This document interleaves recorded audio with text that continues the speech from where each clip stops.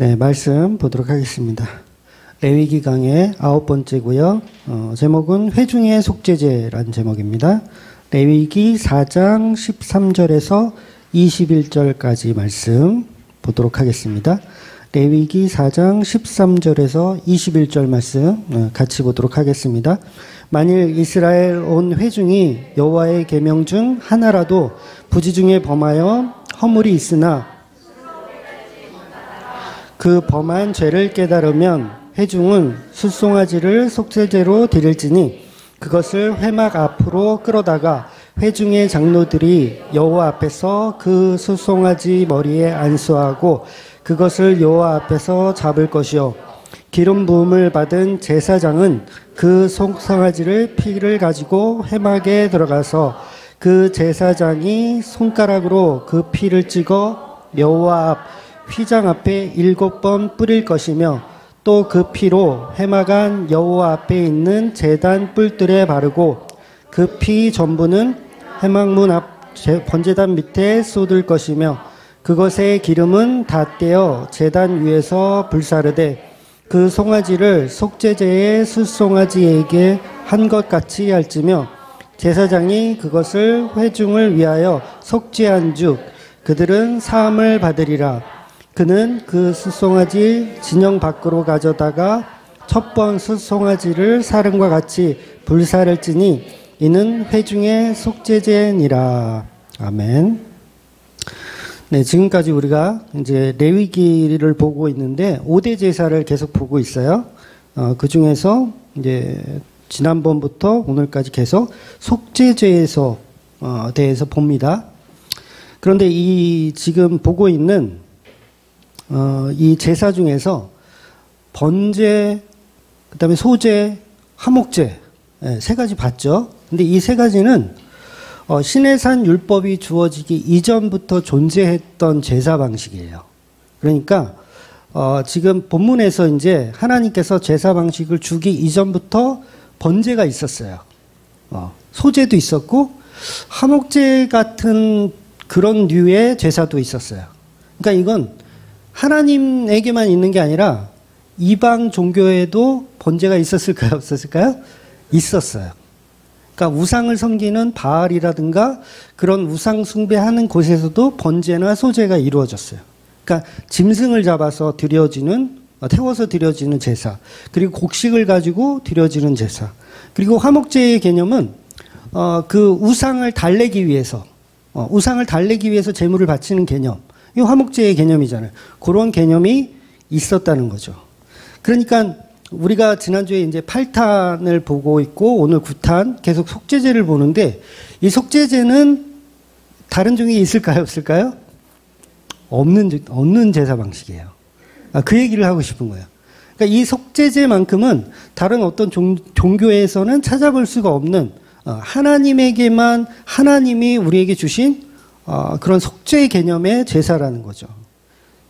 그래서 시내산 율법이 주어지기 이전에는 없었던 독특한 방식을 하나님이 설명하고 있는 거예요. 한 번도 들어본 적 없는. 그러니까 한 번도 들어본 적 없다라는 얘기는 죄사함의 방식은 없다는 거예요. 다른 종교는. 죄사함의 방식이 없어요. 기독교만 있습니다. 죄사함의 방식이. 즉 속죄제는 인류 역사상 레위기서가 처음으로 이야기하고 있는 거예요. 속죄제. 여러분 그 불교 아시죠? 불교의 석가모니의 가르침 중에서 자비와 긍휼에 대해서는 굉장히 많이 가르치죠. 불교도.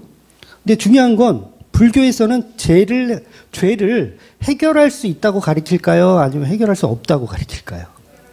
네, 불교는 자비와 긍휼은 있지만 죄의 본질 자체를 사해준다는 개념 자체가 없어요.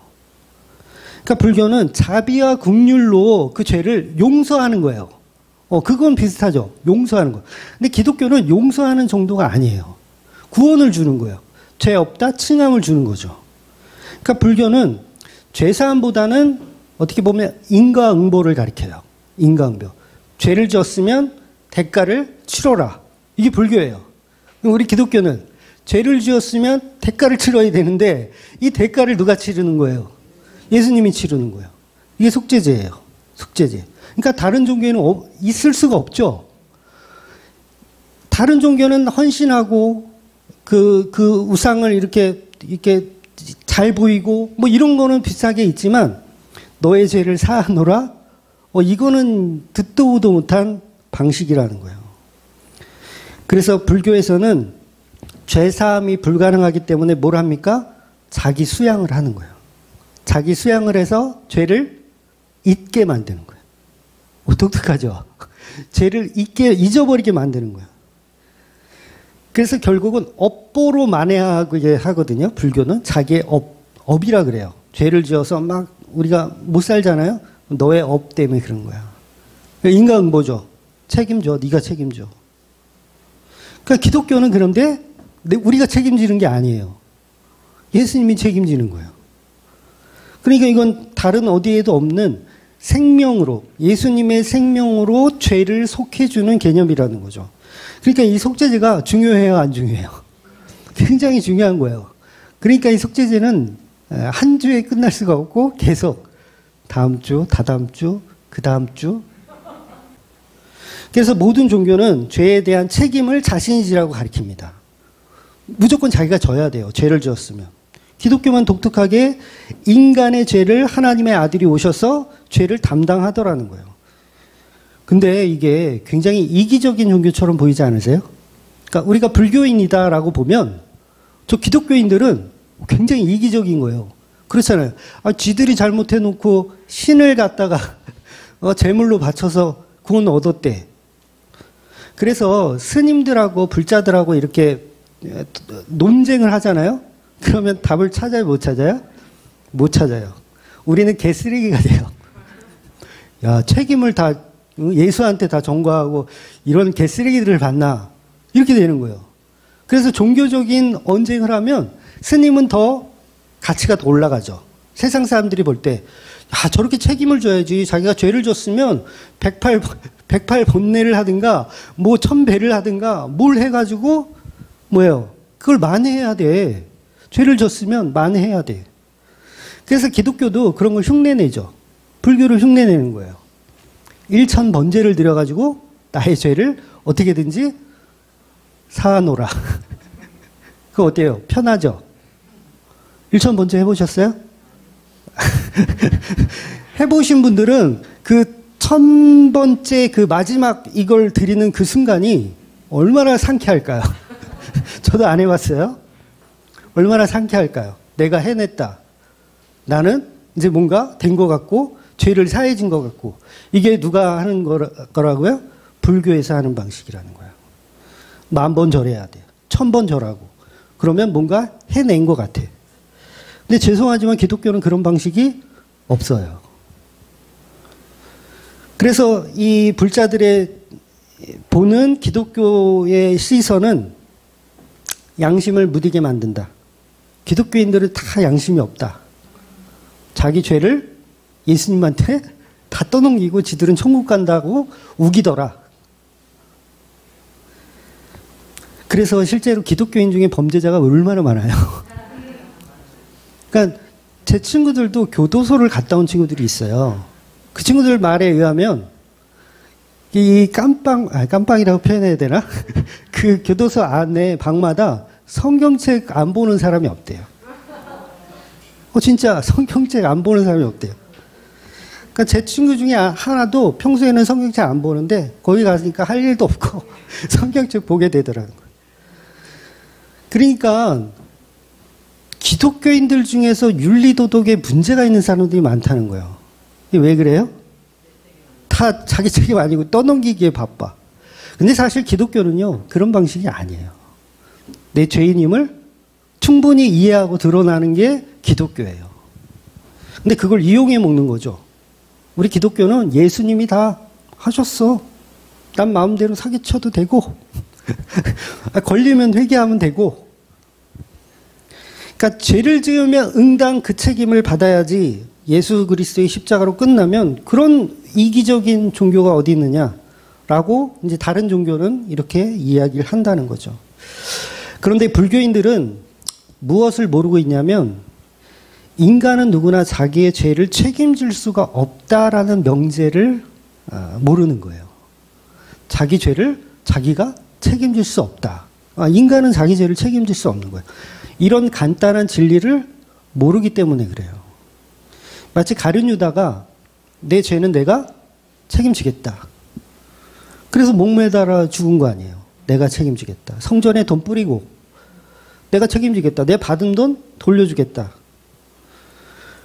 그래서 기독교에서 말하는 회개는요, 윤리 도덕적인 회개가 아니라, 죄송하지만 그 죄에 대한 대가를 예수님께서 치렀음을 믿는 거예요.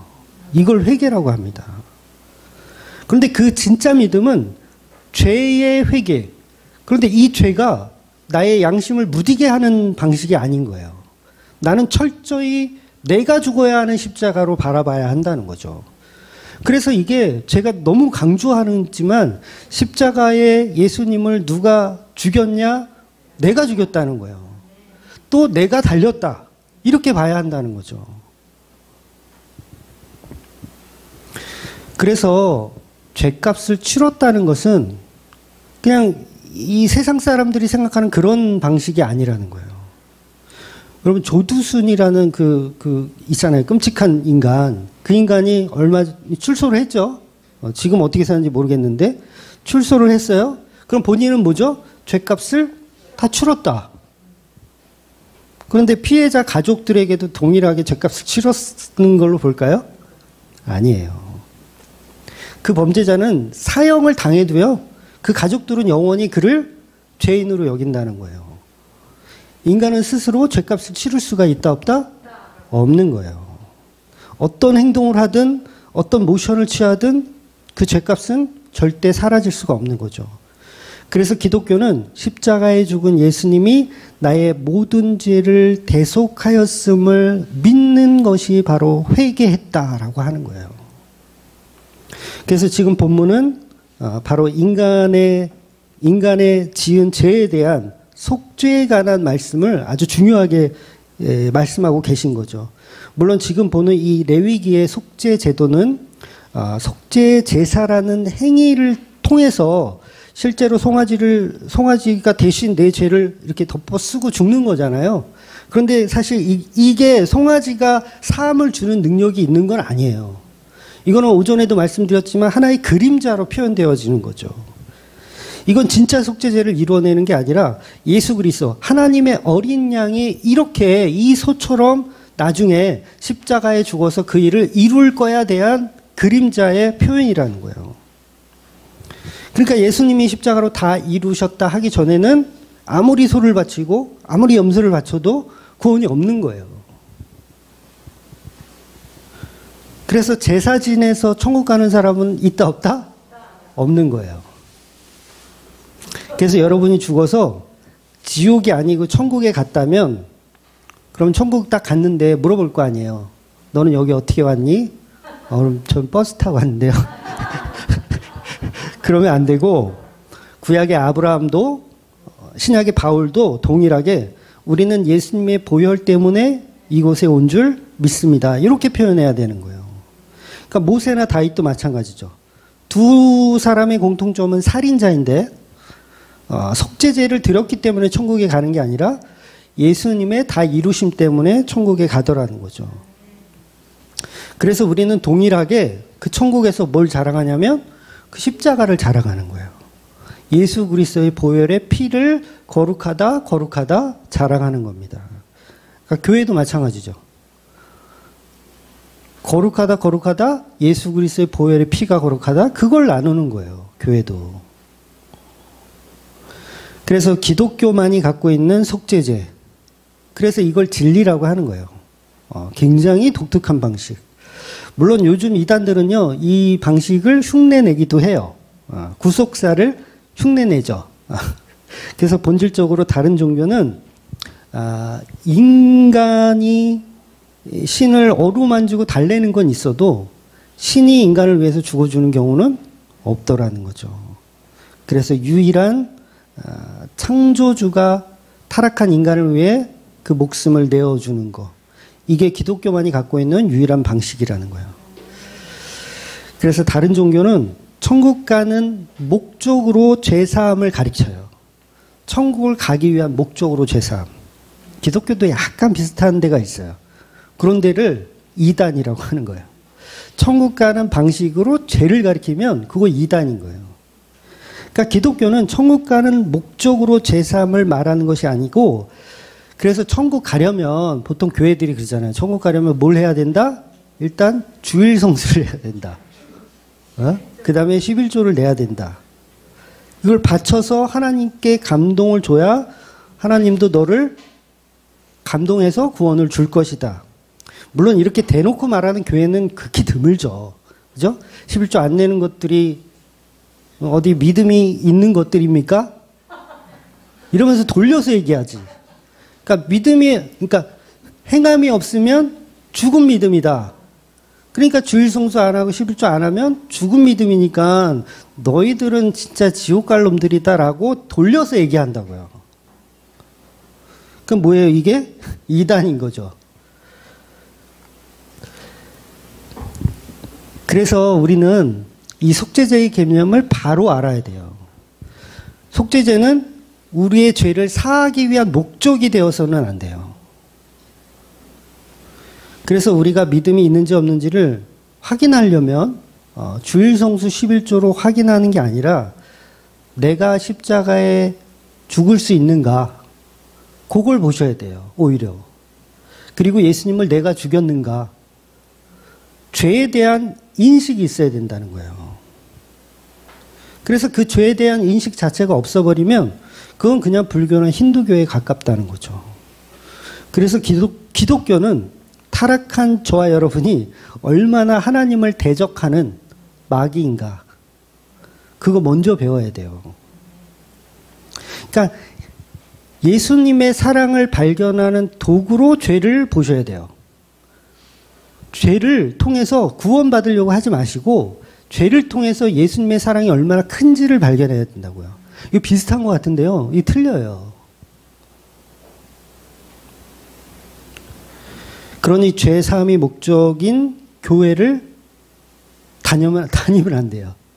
죄 사함이 목적인 교회, 구원이 목적인 교회 많거든요. 구원이 목적인 교회.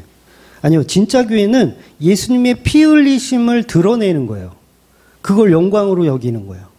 예수님 보혈을 영광으로 여기는 곳이 교회지, 구원을 목적을 가지고 모인 애들은 다 마귀 사탄들인 거예요.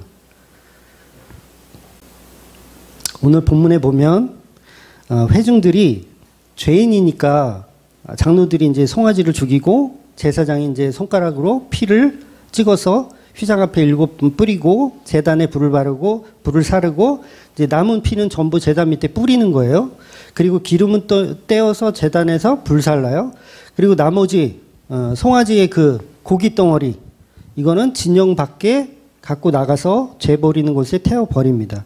그래서 지난주 말씀하고 동일한 말씀이에요. 지금 뭐만 바뀌어 있냐면 회중하고 대제사장, 제사장들하고 회중만 바뀐 거예요. 근데 오늘 본문에 보면 그 죄 버리는 그곳을 정결한 곳이라고 표현해요. 지난번 말씀에 있었어요. 정결한 곳이라고 표현해요. 말 그대로 거기는 쓰레기통이잖아요. 죄 버리는 곳은 쓰레기통인데 성경은 정결하다고 표현하는 거예요, 거기를. 왜 그렇게 표현할까요? 거기가 바로 예수님께서 십자가에 달린 장소를 예표하기 때문에 그래요. 저와 여러분이 사는 이 세상은 죄악으로 정결한 곳이 없어요. 예수님이 계신 그곳, 예수님이 피 흘리신 그곳만이 유일하게 정결한 곳입니다. 그래서 십자가의 피가 떨어지는 곳, 그곳이 정결한 곳이기 때문에 교회에서 예수님의 십자가 피가 떨어져야 어떤 곳이라고요? 정결한 곳이 되는 거예요. 근데 피가 안 떨어지면 거기는 정결한 곳이 아닌 거예요. 우상 숭배를 하는 곳입니다. 그러니 이 속죄제의 뜻이 뭐냐면 예수님이 신부된 교회를 얼마나 사랑하는지 그 사랑을 표현하고 있는 거예요.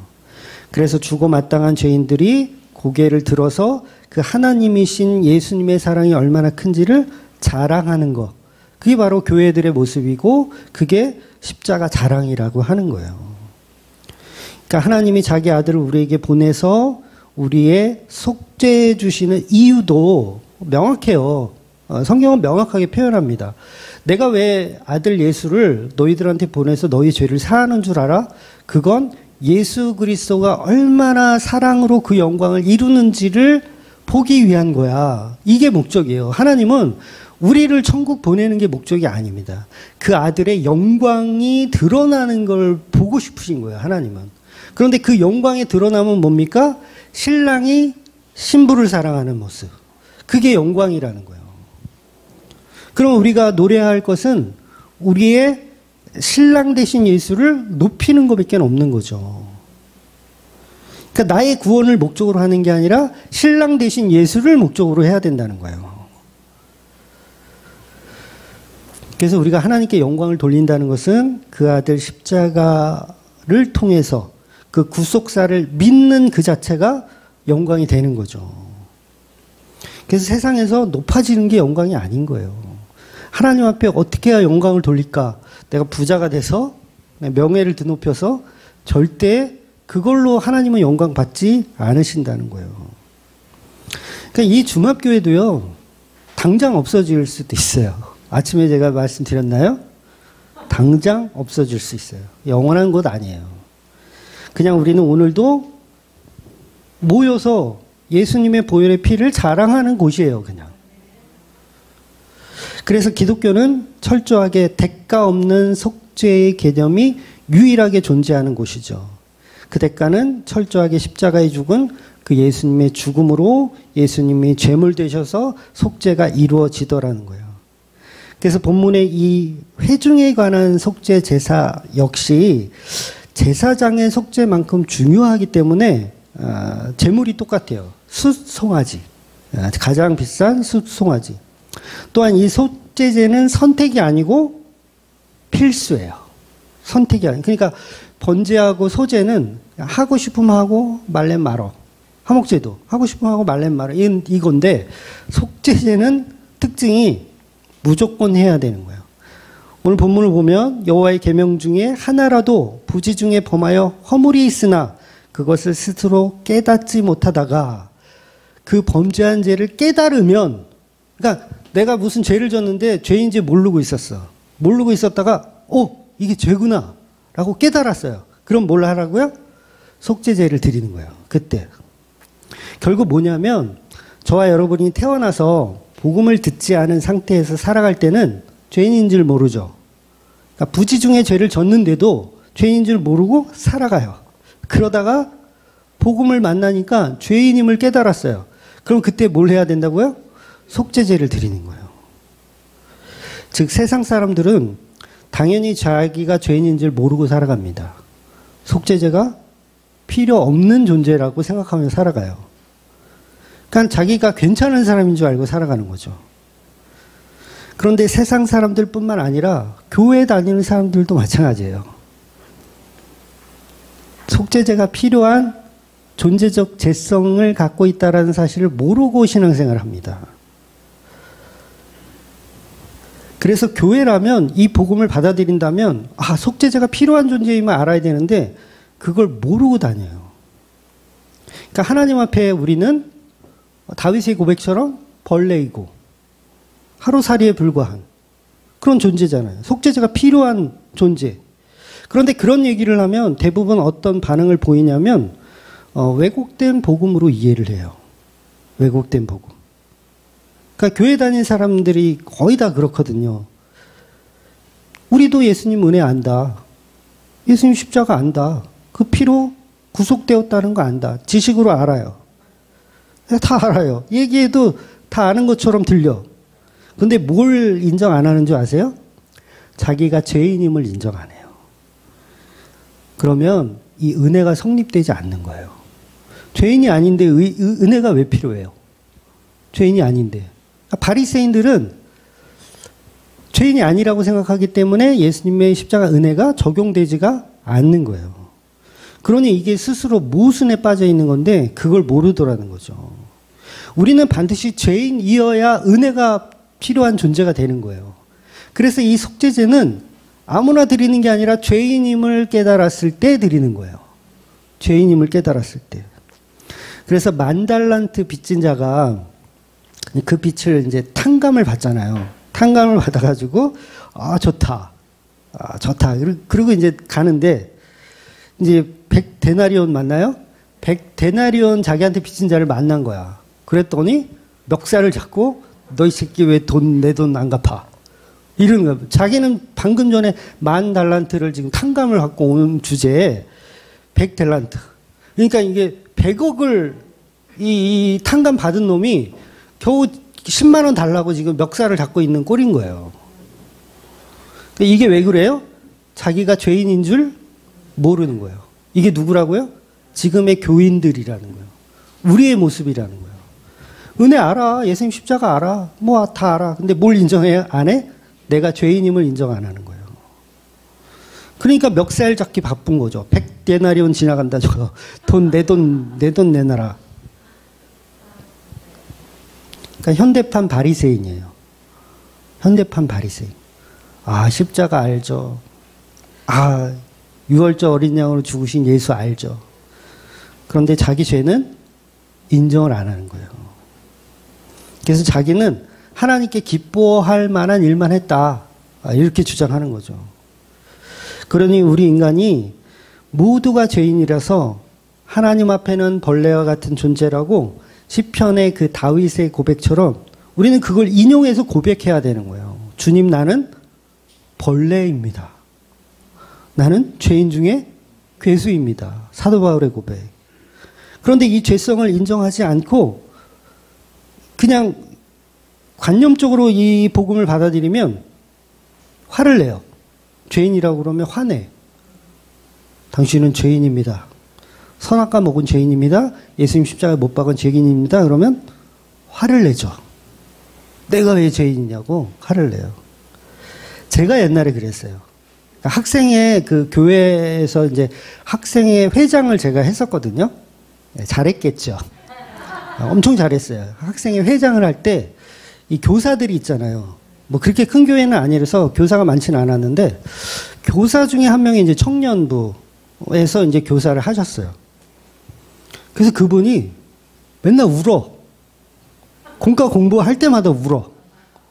막 죄에 대해서 막 얘기하면서 막 울어. 근데 그게 너무 꼴보기 싫은 거야, 나는. 왜 이렇게 죄에 대해서만 그렇게 얘기를 하는지. 아니, 지금 우리가 막 비전을 꿈꾸고, 지금 대학도 가야 되고, 막 신학교도 가야 되고, 막 이렇게 비전을 주고 꿈을 심어줄 이 중요한 때에 죄인이래, 계속. 얼마나 승질이 나던지 막 엄청 싸웠던 기억이 지금도 나요. 물론 그분이 바른 복음이었는지 지금 모르겠어요. 근데 그때 저는 완전 엉터리였다는 거죠. 근데 그때 제가 십자가 몰랐습니까? 다 알았어요. 예수님의 구속사 다 알았어요. 근데 나는 죄인이라고 생각해 본 적이 없는 거예요. 그러니까 꼴보기 싫은 거야. 교회에서 막 울고 막 질질 짜는 것들은 꼴보기 싫어. 아, 지금은 좋아해요? 좀 우세요? 그러니까 바리새인이 나였던 거죠. 바리새인이 여러분이었던 거예요. 그러니까 지식적으로는 이 성경에 대해서 알고 있지만 이게 내려가지 못하는 거예요. 마음으로 내려가서 내가 죄인임을 드러내서 정말 다윗처럼 나는 벌레입니다. 나는 개쓰레기입니다. 이런 고백을 못하더라는 거예요. 아마 많은 분들이 그럴 거예요. 지금 교회 다니는 사람들 중에서도 믿음은 있지만 내가 죄인임을 그냥 인정해준다예요. 그냥 죄인임을 인정해준다. 까짓 거. 그러니까 속죄제가 필요합니까? 안 필요합니까? 필요가 없다고 생각하는 거예요. 속죄제는 반드시 죄인임이 드러났을 때 해야 되는 거니까. 그래서 자칭 의인이라고 생각하는 사람들은 예수도 필요 없고 속죄제도 필요가 없는 거죠. 그런데 아이러니하게도요, 하나님은 어떤 시스템을 이스라엘에게 주시냐면 속죄제는 무조건하게 또 만들어 주세요. 나중에 이제 볼 거예요. 나중에 대속죄일에 관해서 볼 건데 선택이 아니라 필수로 1년에 한 번은 무조건 대속죄일을 해야 돼. 누구나. 참여해야 돼요. 그러니까 이게 뭡니까? 기독교에서는 이걸 불가항력적 은혜라 그래요. 내가 죄인인 줄 모르고 그냥 살아가도 어떻게 해서든지 죄인임을 깨닫게 해서 십자가 은혜의 영광을 나타내시는 게 성령님의 일인 거예요. 그러니까 여러분이 무엇을 먼저 깨닫지 그게 중요한 게 아니에요. 내가 죄인임을 먼저 깨닫고 십자가의 은혜가 들어오는 것도 있고요. 아니면 죄인임을 모르고 있다가 십자가를 보고 죄인임을 이게 똑같은 말인가? 순서가 약간 바뀔 수는 있어도 상관이 없다는 거예요. 그러니까 내가 죄인인 줄 몰라. 아니 어떤 사람은 내가 죄인임을 알았어. 그래서 속죄제를 드려. 우리 속죄제 드립시다. 그래서 뭐 양을 드리든 염소를 드렸어. 그런데 어떤 사람은 죄인인 줄 모르고 그냥 있다가 대속죄 7월 10일 대속죄일까지 그냥 있었어. 죄인인 줄 모르고 있다가. 근데 그 제사 드리는 그걸 내가 참여해 보니 내가 죄인이구나를 발견할 수도 있는 거예요.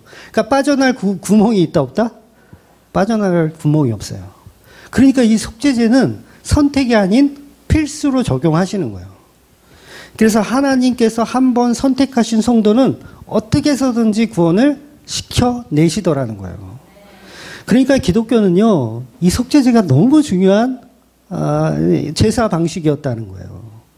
다른 종교에는 없는, 바알이나 뭐 다른 아세라를 섬기는 그런 데서는 찾아볼 수 없는 방식이 속죄제의 방식이라는 거죠. 그래서 평생 자기가 죄인이 아니라고 독립구처럼 살아도 그 은혜가 개입되면 두 손 두 발 다 들고 나는 죄인이로소이다 이렇게 나올 수밖에 없는 거예요. 그 대표적인 인물이 사도 바울이잖아요. 평생을 죄인이 아니라고 생각했어. 나는 속죄제 같은 건 필요 없지. 그런데 십자가를 보여주시는 거예요. 예수님이 직접. 그랬더니 어떻게 돼요? 이제 내가 죄인임을 알게 되는 거.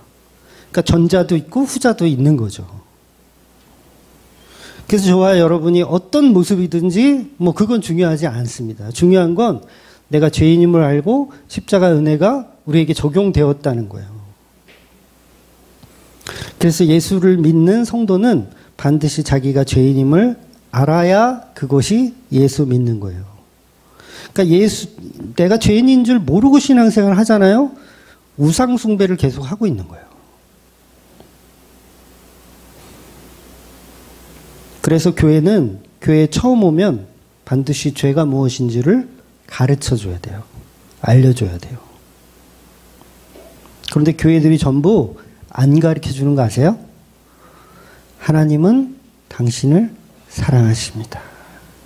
자, 옆 사람, 뒷 사람 보면서 주의 이름으로 사랑합니다. 인사하세요. 여러분은 하나님의 자녀고 아들, 딸입니다. 우리는 사랑받을 자격이 충분합니다. 당신은 사랑받기에 충분합니다. 물론 이 가르침 자체가 잘못됐다는 얘기는 아니에요. 그것도 필요해요. 필요합니다. 이게 필요 없다는 얘기를 하는 게 아니에요. 그런데 반드시 죄의 깨달음인 율법을 통해서 반드시 우리는 죄가 뭔지를 알아야 은혜까지 도달할 수 있는 거예요. 그런데 죄가 없이 그냥 사랑만 받으면 그거는 죄송하지만 우상숭배를 하고 있다라는 거죠.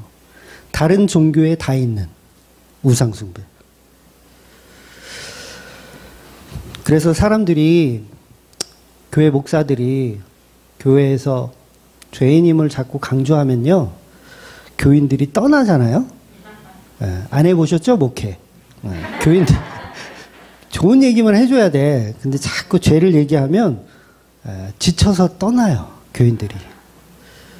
좋은 이야기만 계속 해주면 좋은데 그러면 또 그게 또 바리새인을 양산하게 돼요.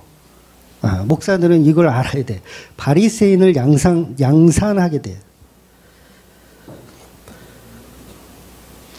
그래서 교회에 처음 나오면 하나님의 자녀됨을 먼저 배우는 게 아니라 그건 자연스럽게 배우게 돼요. 그러니까 저와 여러분이 얼마나 마귀였는지, 얼마나 대적자였는지를 배우는 게 필수예요. 그게 필수입니다. 그래서 본문에 나오는 이 죄의 개념은 개인적인 죄를 말하지 않거든요. 지금 이건 회중의 죄예요. 회중들의 죄. 단체로 죄를 범하는 거예요. 그러니까 이 개인적인 죄는 이제 나중에 또 나와요. 27절부터 나오는데, 그렇다면 이 단체로 죄를 짓는다는 게 도대체 뭐 어떤 죄를 말하는 거예요? 단체로? 이거는 방향성이에요. 방향성. 그 교회가 가고자 하는 방향성. 그러니까 교회 전체가 잘못된 비복음으로 가고 있는 거예요, 지금. 그만큼 이 사역자는 중요합니다. 교회에서 설교자, 그냥 톡 까놓고 얘기할게요. 설교자가 제일 중요합니다. 네? 설교자가 방향성이 틀려버리면 전체가 다 어떻게 돼요? 다 구덩이에 빠지는 거예요. 소경이 소경을 인도하면 구덩이에 빠지는 거예요. 그러니까 우리가 예배 드릴 때, 뭐, 찬양은 좀 틀리고, 빠른 곡 하면 이렇게 이상해지더라고. 좀 찬양은 좀 틀리고, 기도도 좀 이렇게 실수할 수 있고, 뭐, 목양기도, 우리 교회는 이제 목양기도 하고, 강도사님 목양기도 하지만, 기도는 좀 틀려도 돼. 뭐, 엉뚱한 소리를 할 수도 있어요. 그런데, 뭐예요? 말씀을 전하는 것만큼은 틀리면 안 되는 거예요. 정확한 방향성으로 가야 돼요. 왜냐하면 그 설교가 그 교회의 방향성을 좌지우지하기 때문에 그렇습니다. 그래서 그 방향성이 십자가 앞으로 인도할 것인지 아니면 구덩이로 데려가고 있는지를 보셔야 한다는 거죠. 그럴 때마다 우리는 구덩이로 가고 있다면 우리는 십자가 은혜가 필요하지. 그리고 방향성을 자꾸 돌려야 된다는 거예요. 그래서 교회에서 한 사람이 회신하는 것보다 사실은 목사들이 빨리 바뀌어야 돼. 목사들이. 근데 안 바뀌어. 목사들이 제일 안 바뀌어. 그래서 우리는 날마다 속죄제가 필요한 존재이군요. 저는 은혜가 필요합니다. 그래서 그걸 날마다 대속죄일로 여러분이 삼으셔야 돼요. 매주 올 때마다 나는 지금 대속죄일에 참여했다. 그런 마음. 그러니까 목사가 무슨 설교를 하든 무조건 대속죄일에 참여하는 그 마음으로 예배에 참여하시고 십자가 은혜를 바라볼 수 있는 저와 여러분이 되시기를 주의 이름으로 축원드리겠습니다. 네, 기도하겠습니다.